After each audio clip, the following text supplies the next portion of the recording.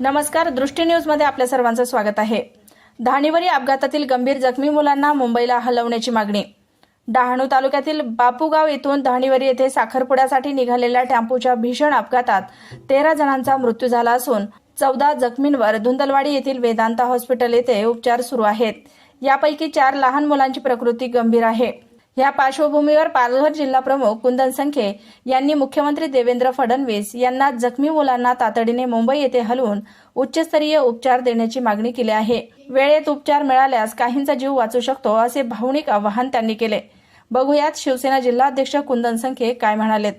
नमस्कार, आज आम्ही डहाणू तालुक्यातील धुंदलवाडी येथे वेदांत हॉस्पिटलमध्ये आलोय। याचं कारण संबंध महाराष्ट्राला माहिती आहे। काल परवामध्ये डहाणू तालुक्यातील धाणीवरी गावातील जे वराडी लोक साखरपुड्याकरता निघाली होती त्यांच्या टेम्पोला अपघात झाला। त्याच्यापैकी 13 नागरिकांचा दुर्दैवी मृत्यू झाला।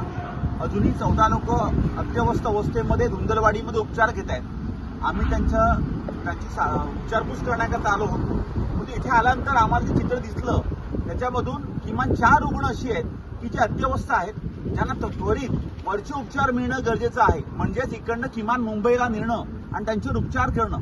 इकडचे जे डॉक्टर आहेत ते खूप चांगला उपचार इथं सर्व रुग्णांना करतायत।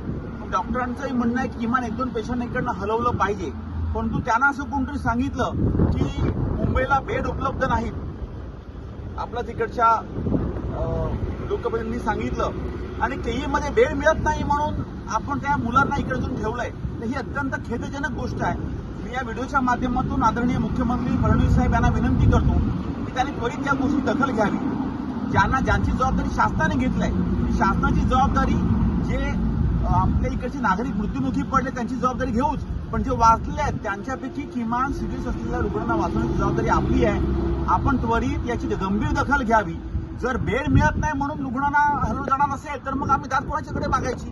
त्यामुळे काही वाटू शकतं की तुम्ही सरकारमध्ये आहात, पण हा सरकारने याचा विषय नाहीये। मी शासन म्हणून आपल्या आदरणीय मुख्यमंत्र्यांना विनंती करतोय त्वरित त्यांनी या बाबतीमध्ये किमान 2-3 जे रुग्ण आहेत ते लहान व्यक्ती आहेत त्यांना त्वरित इकडनं हलवणं गरजेचं आहे। आजच्या आज त्यांना सरकारीमध्ये उपलब्ध नसेल तर प्रायव्हेटमध्ये शिफ्ट करावं।